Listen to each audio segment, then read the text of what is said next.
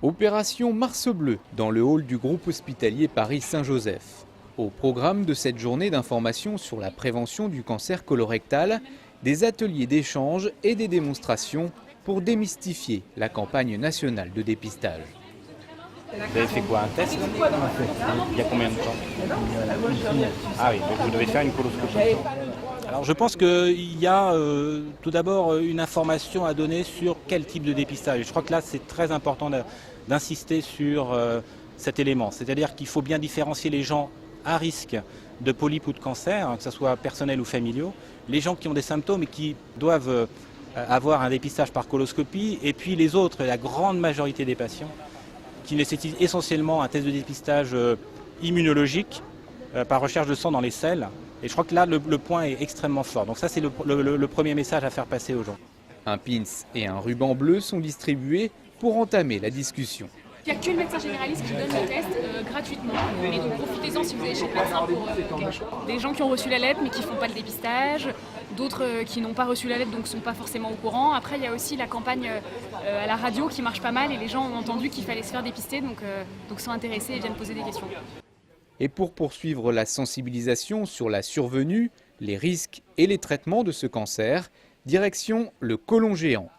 Le côlon gonflable présente les lésions élémentaires en fait, qu'on retrouve lors d'une coloscopie, essentiellement les lésions bénignes que sont les polypes. Ces polypes sont des excroissances, un peu comme des petits champignons qui poussent à la superficie de la muqueuse du côlon et qui peuvent dans un certain cas, un nombre important de cas, évoluer en plusieurs années vers une tumeur maligne. Donc nous avons plusieurs types de polypes suivant leur forme, leur taille, et qui sont expliqués donc, dans ce côlon géant.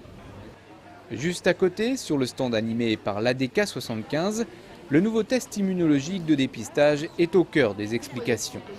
Un nouvel outil qui vise à augmenter la participation globale au dépistage. Nous avons un objectif extrêmement important, car nous savons que si nous dépistons plus de 50% de la population, nous allons de façon significative faire baisser la mortalité liée au cancer du côlon.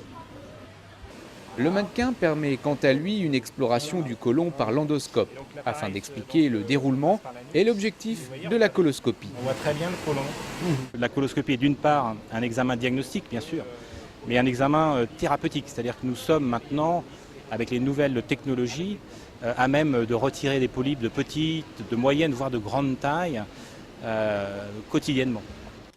Enfin, pour les patients déjà sous traitement, l'atelier cuisine vise à retrouver les plaisirs de la table avec une alimentation adaptée. Se faire plaisir et assurer un état nutritionnel satisfaisant chez ces patients parfois en dénutrition. On est sur une viande blanche qui va rester quelque chose d'assez sain. On a des petites herbes aromatiques dedans, on n'a pas rajouté de matière grasse et toujours une cuisson en ballotine pour ne pas, comme je disais, rajouter de matière grasse et garder les sucs à l'intérieur de votre volaille. Très bon. C'est bon la petite sauce gravlax, vous savez ce que c'est, vous pouvez le dire. J'ai mangé la sauce. Voilà.